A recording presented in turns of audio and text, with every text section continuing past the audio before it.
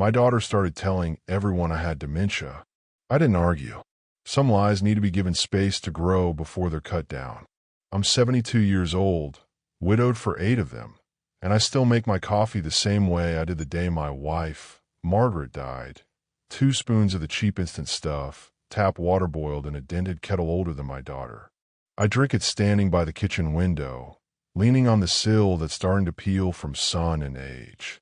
The little routine calms me, reminds me I'm still here. That morning, July 18 th, 6:40 a.m., the phone rang. It was my neighbor, Evelyn, a soft-spoken retired nurse who usually calls only when her gardenias bloom. "Frank," she said cautiously, "are you all right?" I stared at my mug. Well, unless I died in my sleep and didn't notice, yes. What? A pause. That's not what her daughter said. There it was, the first cold drip of something I wouldn't fully understand until much later. "Lisa," I asked, "what did she say now?"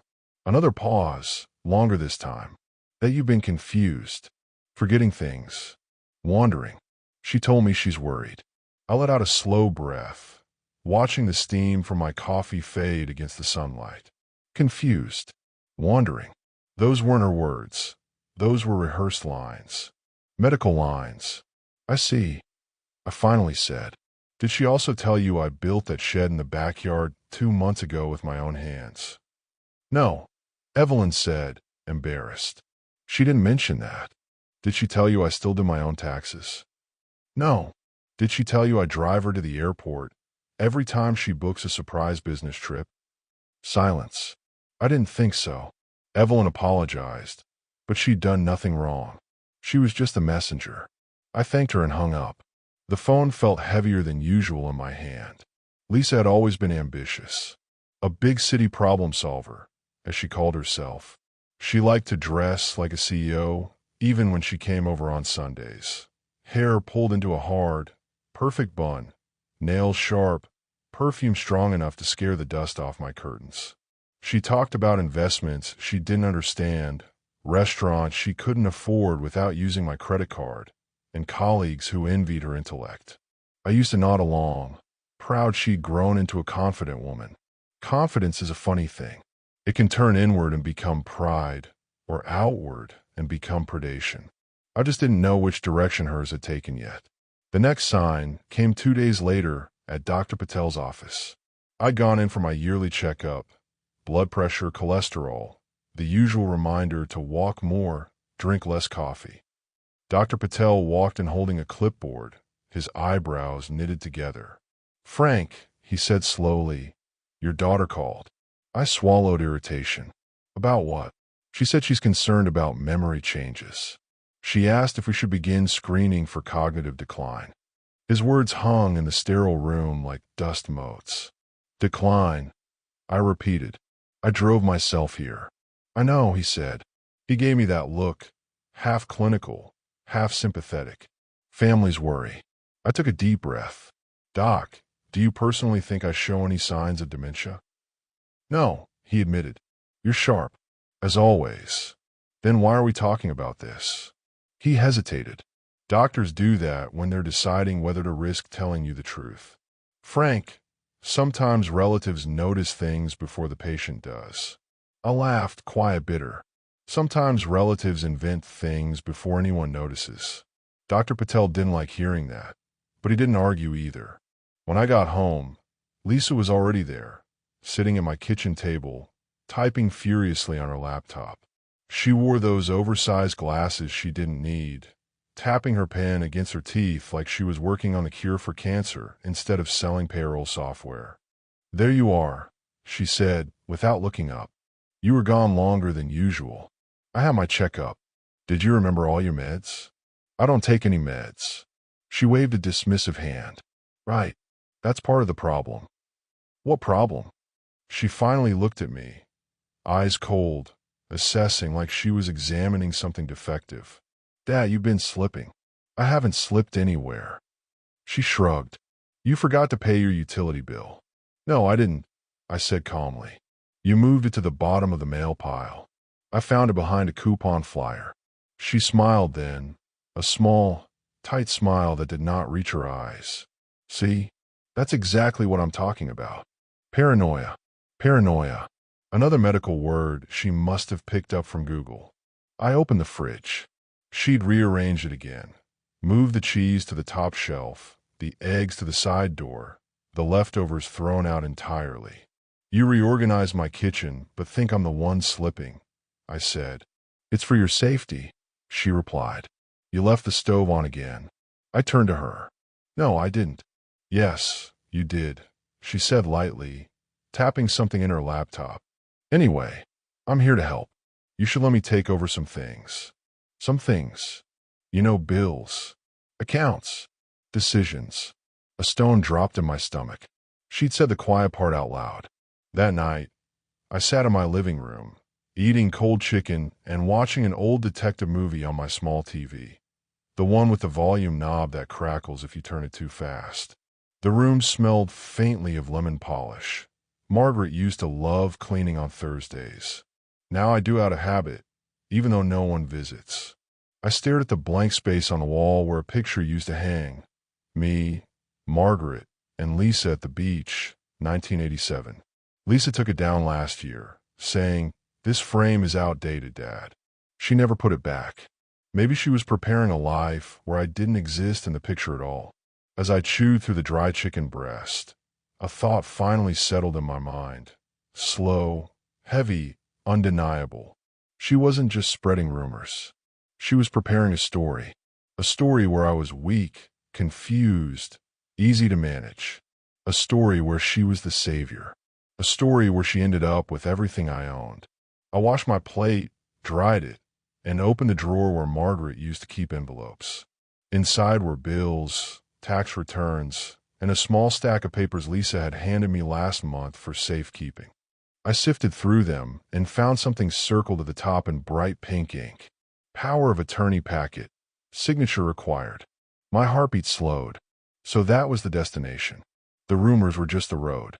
I closed the drawer gently, almost tenderly, like tucking a child into bed. Well, I muttered to the empty room. If she wants to believe I can't think straight, that might be my greatest advantage. And with that, the gears began to turn. Lisa came over the next Saturday, July 22 ND, 11:15 a.m. on the dot, carrying a stack of papers so thick it looked like she was preparing for a court hearing, not a conversation with her father. Her heels clacked across my hardwood floor with the crisp authority of someone arriving to take inventory of an asset. I was slicing tomatoes for a sandwich. She wrinkled her nose the moment she walked in. "Dad, that knife is dull. You shouldn't be handling sharp things right now." I held it up between two fingers. "It's a butter knife." She ignored that. "I brought something for us to go over," she said, dropping the stack of documents onto my kitchen table as if she were slamming down evidence. I watched the papers fan out. Tabs, colored labels, sticky notes, highlighters. She always believed confusion was a form of dominance. If someone else can't follow your paperwork, you control the narrative. "What's all this?" I asked. "Your future," she said simply. That sentence should have chilled me. Instead, it amused me. My future, as she saw it, was a carefully packaged path to her bank account. She pulled out the top form. 3 holes punched. Bright blue tab labeled signature. Another labeled witness. A third labeled initials here. "This," she declared, "is the power of attorney. Standard. Protective. Necessary." I looked at the lines of text swimming across the page. Legalese printed in suffocating blocks. Each word meant to bury the real intent under a mountain of official language. "You know," I said, wiping my hands on a dish towel, "Margaret used to say that anything requiring more than 3 tabs is a scam." Lisa's smile was thin and humorless. Mother never understood financial planning. Mother understood a lot more than you think. I murmured, but not loud enough for her to hear. She continued, flipping through the stack like a dealer in a high-stakes poker game. "This document gives me the ability to manage your banking, pay your bills, handle transactions, protect you if something happens." Protect me from what? Yourself, she said sweetly. There was again that casual cruelty she wrapped in concern like candy coated in poison. Dad, she sighed, sliding into the chair across from me. I'm trying to help you. I heard about the incident with the stove. I raised an eyebrow. The one you invented. I didn't invent anything, she said sharply. You're forgetting things. No, I corrected her. You're telling people I am. She leaned back, crossing her arms. Her blouse was one of those expensive brands I'd never heard of, stitched with a tiny silver emblem on the pocket. I recognized it because she'd used my credit card to buy it last spring and framed it as a reward for helping her through a stressful time. Dad, she repeated, softer now, her voice dipping into that faux-nurturing tone. I know it's hard to accept, but aging happens. Decline happens, and it's better to prepare early. She nudged the stack toward me. And this is preparation. I didn't touch the papers. I just looked at her, really looked, and saw what had been growing slowly beneath her polished exterior. Fear of struggling financially, fear of working harder than she wanted, fear that my pension would fade before she could harvest it. My possible vulnerability had become her opportunity. Did you bring this for me? I asked quietly. Or for you? Her mouth tightened. It's the same thing. No, it absolutely was not. She stayed for lunch, insisting on making it herself, which meant she reheated a frozen quinoa bowl and glared at me whenever I picked up anything hotter than lukewarm. We sat at the table in tense silence, the microwave emitting that faint electrical hum, the one Margaret used to call the kitchen's heartbeat. Halfway through her meal, Lisa said, "By the way, I spoke to your bank." My four paused midair. My bank? Yes, they said you came in last month asking about transferring your savings. She took another dainty bite. See, that's why we need clarity. You don't remember things. I did remember. Very clearly. I'd gone in because Lisa's husband had been casually asking about liquidation options during a 4th of July barbecue. He isn't subtle. What did you tell the bank? I asked. They'll be taking over soon. She smiled again. They said the POA will make everything simpler. Simpler. For her. I pushed my chair back. Lisa, I'm capable of handling my own finances. Dad, she said, voice lowering into patient condescension. People with early dementia often insist they can do everything themselves. Even now, writing this, I feel my blood warm at that sentence. She spoke it with the same tone she used when explaining traffic rules to her teenage interns. A tone that assumed incompetence. I stood, walked to the sink, rinsed my plate. Behind me, she began gathering the documents into perfect, controlled stacks. I'll bring the notary next week, she said matter-of-factly. It'll take 5 minutes. You just sign, and I'll take care of the rest. You won't have to worry anymore. Worry? I'd barely begun. When she left, I sat alone at the table, staring at the empty chair she'd occupied. The afternoon sun cast a golden strip across the wooden floor. Dust floated lazily in its path. The house was quiet, the kind of quiet that settles when truth begins to outline itself in full. Lisa didn't want to help. She wanted access. She wanted the pension Margaret and I had spent a lifetime saving. She wanted my house, paid off in 1998 after 2 decades of sweat and repairs and second jobs. She wanted control, not responsibility. She wanted me small. I ran my hand along the surface of the table. Oak, heavy, built by my own father. He'd once said, "Never hand over what you built to someone who didn't bleed for it." I hadn't understood the wisdom then. Now I did. She wanted a signature. Fine. She would get one, but not the one she thought. Not even close. I spent the next 2 days pretending to be exactly what Lisa wanted me to be. Slow, confused, uncertain. Not too much, just enough to keep her comfortable. It's remarkable how people reveal their intentions when they believe you're incapable of seeing them. I forgot to return her text for hours. I misplaced my reading glasses, even though they were on my nightstand. I asked the same question twice, Not because I didn't know the answer, but because I wanted to see how she'd respond. Each time, she looked more satisfied. Each time, she pushed harder. By Tuesday morning, I had heard through another neighbor, Tommy from across the street, that Lisa had told him I was showing signs and she might need to step in soon. Step in. That was her way of softening the words. Take over. But power is tricky. The minute someone thinks they have it, they become sloppy.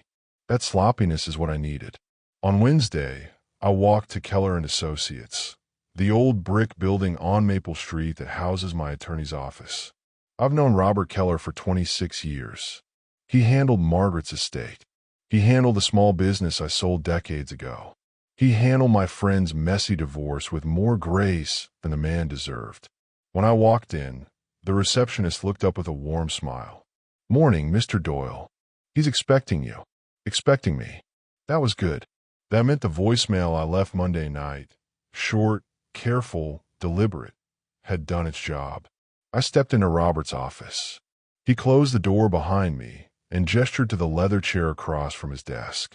"You look troubled, Frank." I sat. The chair creaked under my weight, the same way it used to creak when Margaret and I came to sign our wills.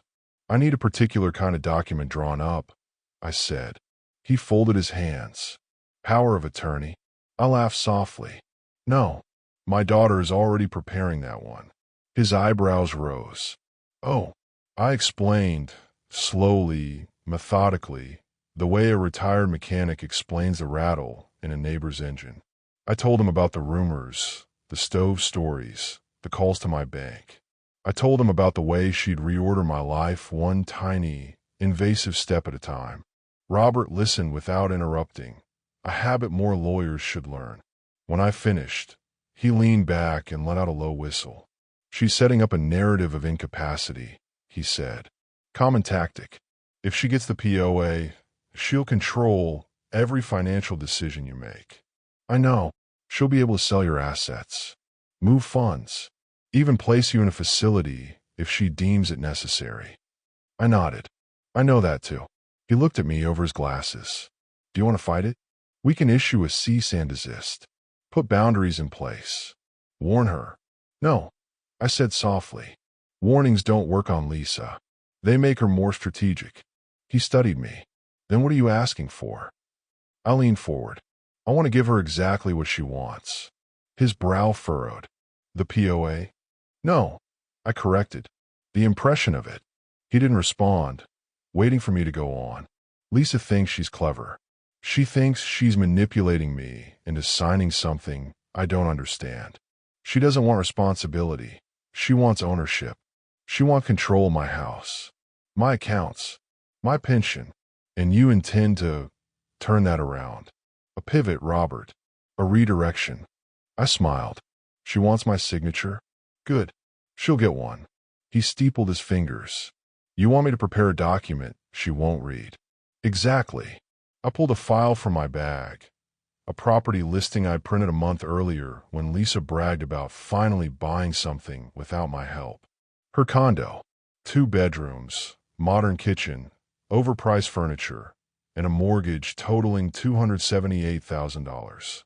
She still owed $147,200 on it, which explained her sudden interest in my finances. I placed the printout on his desk. "I want to transfer her condo to me," I said. "Legally. Permanently." Robert blinked. "Frank, are you sure? This is poetic," I finished. He exhaled slowly. "She'll challenge it. She'll try," I agreed. "But she'll fail." "How can you be so sure?" I leaned back, letting the weight of the plan settle between us. "Because she insists I can't understand legal documents anymore. She's been pushing that narrative hard. So hard she's told my doctor, my neighbors, my bank."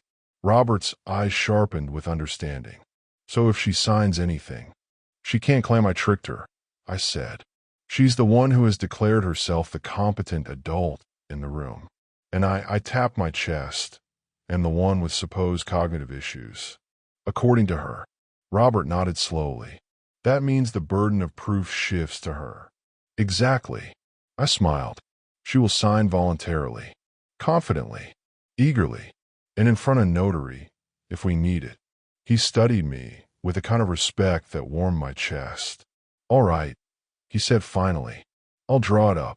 Clean, airtight, identical formatting to a standard POA. No red flags. Just a neat little trap wrapped in legal ribbon. I nodded once. Good. He gathered his papers. Anything else? Yes, I said. One small addition. He paused. I want a recording device on the table. I left the office feeling something I hadn't felt in weeks. Power. Not triumph. Not cruelty. Just power. The quiet, careful kind that comes from knowing the truth will land exactly where it needs to. I walked home past the barber shop, the bakery, the corner store where Margaret and I used to buy newspapers on Sundays. I stopped to look at a window display of old radios. Rusted, dented, beautiful. Machines that could be fixed with time and patience. People are harder to repair. By the time I reached my front gate, the cicadas had begun buzzing in the trees.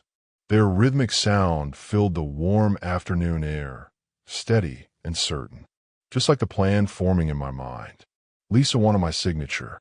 Soon enough, she'd place hers beside it. Clear, proud, permanent, and she'd never see the twist coming. Not until the day the notary knocked on her door. Lisa arrived exactly when she said she would. Saturday, July 29 th, for 07 p.m. Punctual, confident, humming with that smug energy of someone convinced the universe is finally bending to her will. I heard her car door slam, followed by the fast, clipped rhythm of her heels on my walkway. I was in the living room, sitting in my old recliner, the one with the peeling armrest and the seat cushion that sinks just enough to remind you of your age.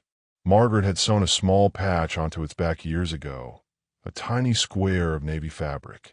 Lisa always hated that patch. "Oh, Dad," she used to say, "your furniture is so outdated." What she meant was, your life is outdated. Your usefulness is outdated. And soon enough, so are you. She knocked once, lightly, impatiently, then pushed the door open without waiting for permission. "Dad," she called. "I brought the papers." Her voice echoed through the hallway, slicing the quiet house in two. I made sure to take a few seconds before answering, enough to keep her confidence inflated. "In here," I said. She swept into the room like a prosecutor entering a courtroom. Laptop bag over her shoulder. Fresh manicure. The same aggressively neat bun that made her look like she was preparing to fire someone. "Oh, good," she said, surveying the living room. "You remembered." She meant you didn't forget. She loved reinforcing that idea. On the coffee table were 2 mugs and a plate of butter cookies. I had set them out deliberately, not because I expected a warm father-daughter moment, but because details matter. People feel more in control when the environment is tidy and predictable. And people who feel in control make mistakes. She sat on the edge of the couch, her posture straight as a ruler. The document folder sat in her hands, a thick, tabbed monstrosity, ready to swallow the life she thought she was inheriting. I played my part. "I'm a little nervous," I said, letting my voice dip into that fragile register older men adopt when they want to be underestimated. "It's a lot of responsibility." She gave me a look that could have qualified as a diagnosis. "Dad," she sighed, "that's why I'm here. To help you." She reached into her folder and pulled out the packet. It looked exactly like the real POA she thought she was bringing. Tabs in the same places, same fonts, same layout. Robert Keller had done beautiful work. "All right," she said, clearing her throat. "We'll go through this quickly. It's standard. Really, it's for your own good. My own good. The anthem of every manipulator." She flipped the front cover. "Here," she said, tapping the first page, "is where you designate me as your attorney in fact. That means I can manage things if you're feeling confused or overwhelmed." I squinted down at the page, pretending to struggle with the text. "It looks complicated." No, she said warmly, patronizingly. "Just trust me." There it was. The phrase I've been waiting for. Just trust me. Her pen slid across the paper, and she showed me where to sign. Bottom right, blue tag, little arrow pointing to a line printed with the words, "Signature of appointed agent." Shouldn't I read it? I asked softly. She froze. Only for half a second, but I saw it. The flicker of annoyance beneath her polite mask.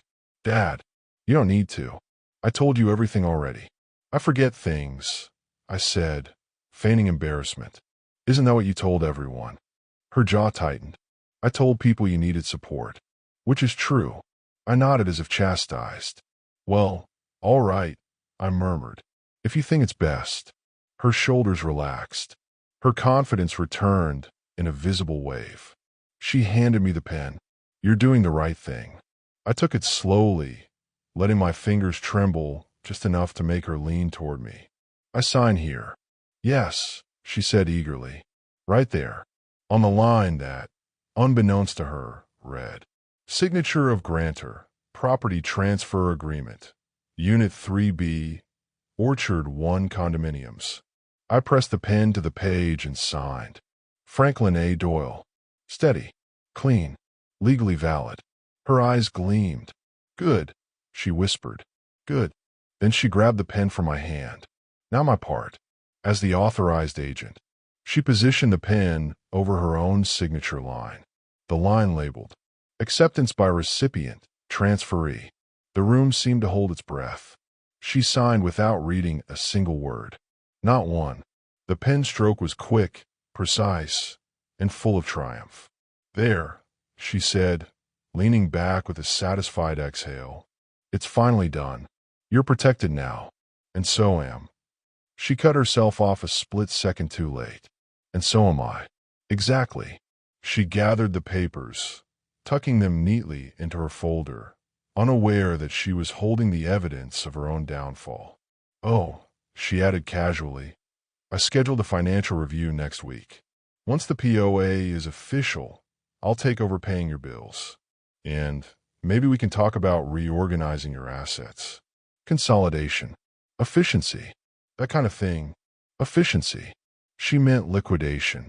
Whatever you think is best, I said, standing slowly. She smiled, wide and bright and utterly fake. Dad, she said, touching my arm lightly, you're making the right choice. I gave her a soft, tired smile. So are you, sweetheart, I said. So are you. She didn't notice the double meaning. She never did. When she left, closing the door behind her with a confident thud, I walked to the kitchen and poured myself a small glass of bourbon. I stood at the counter, feeling the weight of what had just happened settle into my bones. She had no idea, not a clue. Her signature, the one she had written with so much smug certainty, was already on its way to Keller and Associates, where Robert would handle the rest. Her condo, her mortgage, her carefully curated life, all mine. And she had given it to me with her own hand. Outside, the cicadas buzzed. Inside, the clock on the wall struck 6. Everything was in motion now. The signing was done. The reveal was coming. Lisa always bragged that Saturday mornings were her sacred time. Coffee, yoga mat, her overpriced condo slippers. The ritual of a woman convinced she'd built her kingdom from pure brilliance rather than parental sacrifice. So it was only fitting that the kingdom collapsed on a Saturday. August 5th, 9:12 a.m. A cool morning, the kind where the light feels too gentle to carry bad news. But bad news does not need sunlight to travel. When the doorbell rang at Lisa's condo, she assumed it was a delivery.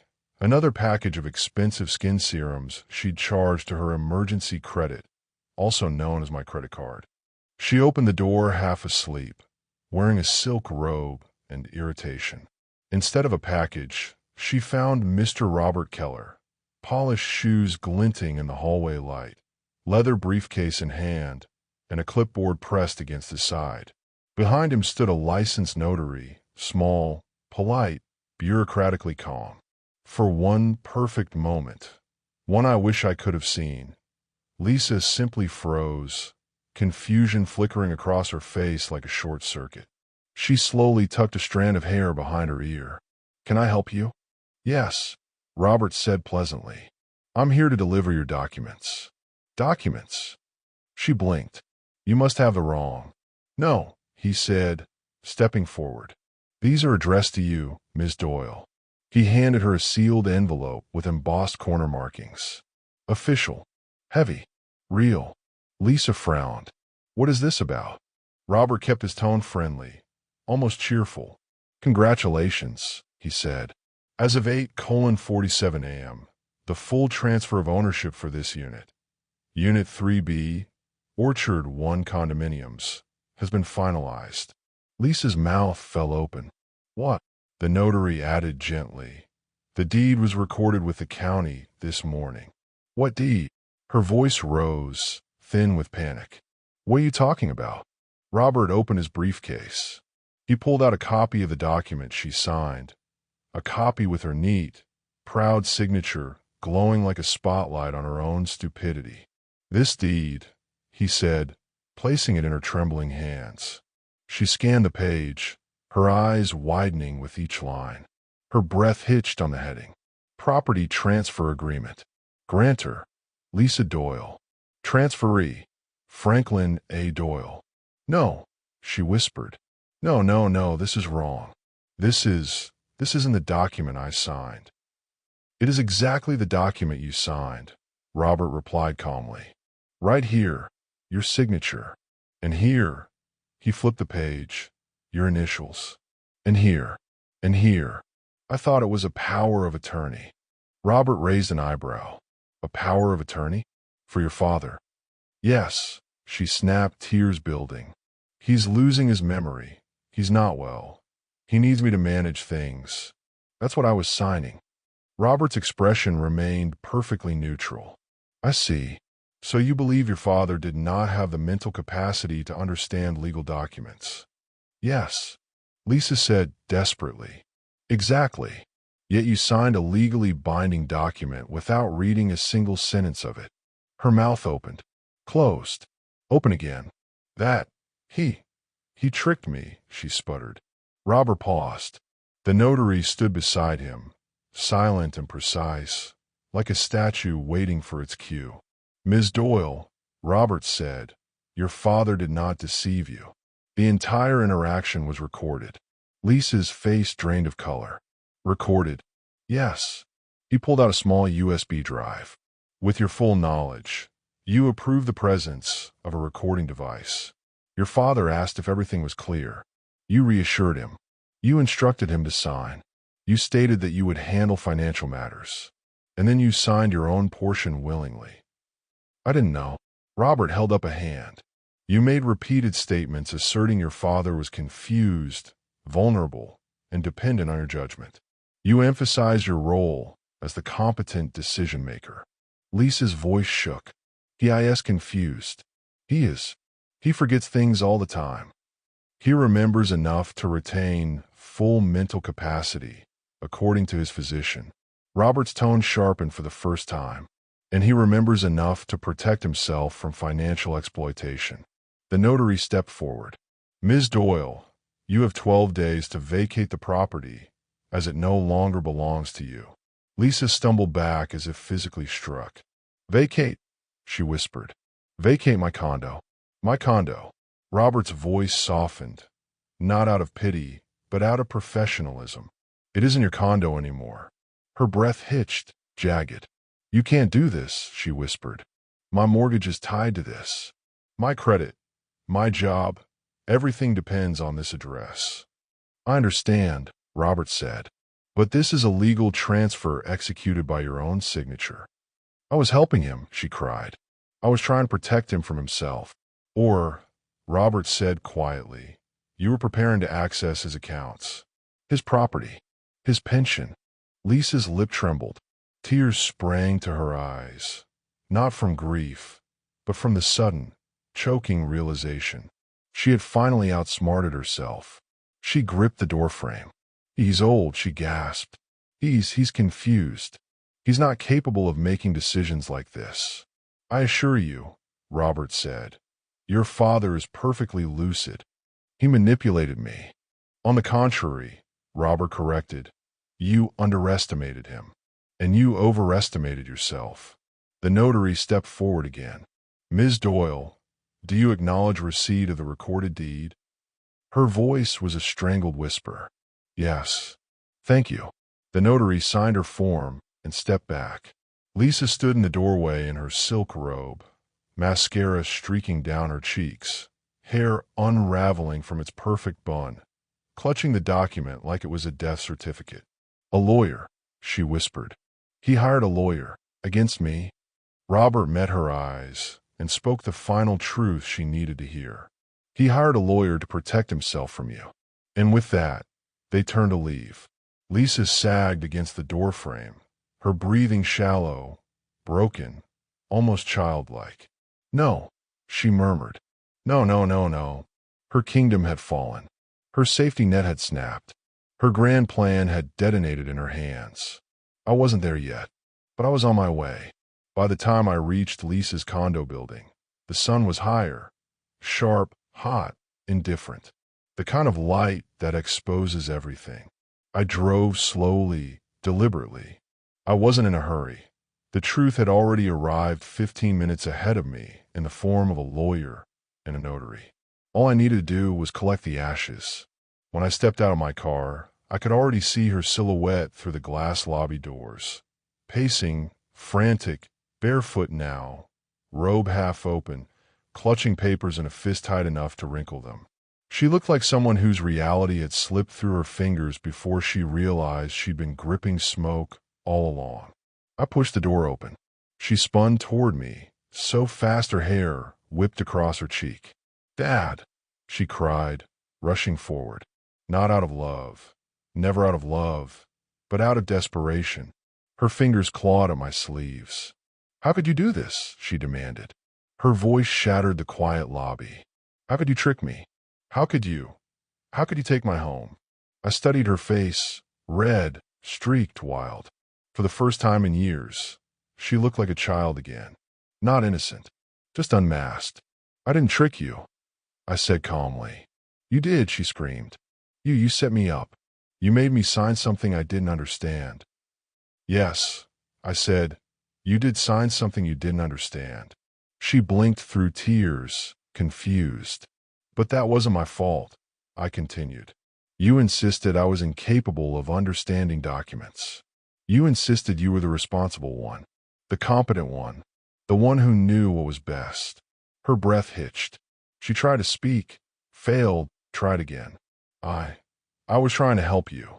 No, I said quietly. You were trying to control me. Her face twisted, fury battling humiliation. That's not true. I tilted my head.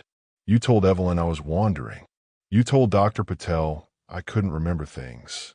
You told my bank I shouldn't be handling my own money. She froze. You created a world where you were the guardian, I continued, and I was the burden, the helpless old man, the liability. Her eyes darted away.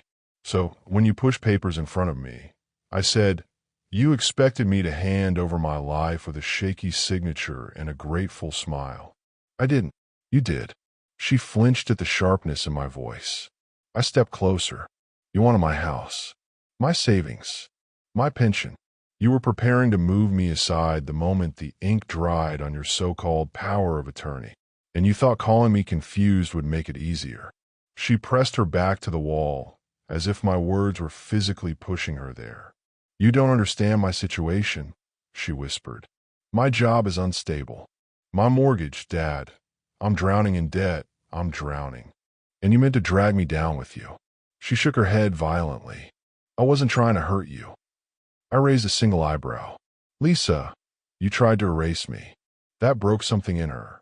Her legs gave out, and she slid to the floor, papers scattering like fallen leaves around her. She sobbed in her hands, raw, panicked, messy, not remorseful, just afraid. Always afraid of losing everything she didn't earn. I waited. I let her cry, not out of cruelty. I simply knew it needed to happen. She'd never hear the truth if her fears still filled every corner of her mind. When her breathing slowed, I lowered myself onto the bench across from her, the one with the cheap cushion and the loose screw she always meant to fix but never did. "Lisa," I said softly, "look at me." She lifted her head. Her mascara had smeared into 2 gray half-moons. "I didn't steal your condo," I told her. "You gave it to me. You tricked me. No, I'll let you reveal who you really are." And the law read every word you spoke. She swallowed hard, staring at the papers in her lap. "You can still fight it," she whispered. "You can cancel it, undo it, return it. Please, I'm your daughter." She reached out a trembling hand. "Please, Dad." It hurt to see her like this, even now. It hurt because Margaret had loved her, because I had raised her, because I once believed there was goodness in her that could be revived. But I could not reward betrayal, not when it came dressed as concern. "Lisa," I said quietly, "you didn't come to help me. You came to claim me. And people who treat family like prey don't get to cry victim when the trap snaps back." She sobbed again, small and pitiful. "I'm not throwing you on the street," I said. "I'm not cruel." She looked up, hope flickering. "But," I continued, "you will move. You will start over. You will pay your own mortgage or rent on your own paycheck. And you will finally learn the value of $1. Her hope died instantly. You're taking everything," she whispered. "No," I said, standing. "I'm taking back what you tried to steal." She opened her mouth to argue, but I held up my hand. "And if you ever try to spread another rumor about my memory, or claim I'm incompetent, or attempt to access my accounts," I leaned in, my voice low and steady, "I will show the recording to every authority who needs to see it. And they will not go easy on you." Her face went white. "Do you understand me?" She nodded slowly, choking back tears. "Good." I picked up one of the scattered pages, a wrinkled copy of the deed transfer, and placed it gently on the bench beside her. She stared at it like it was a knife. "When you lie about someone's weakness," I said, moving toward the door, "don't be surprised when they use your arrogance as their strength."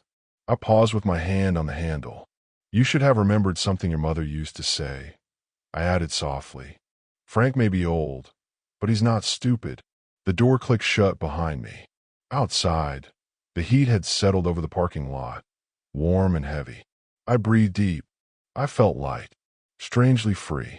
When I got home, I made myself tea. Chamomile, Margaret's favorite. The kettle whistled its familiar note, a small, domestic victory over the chaos of the world. I sat by the kitchen window, watching the steam rise.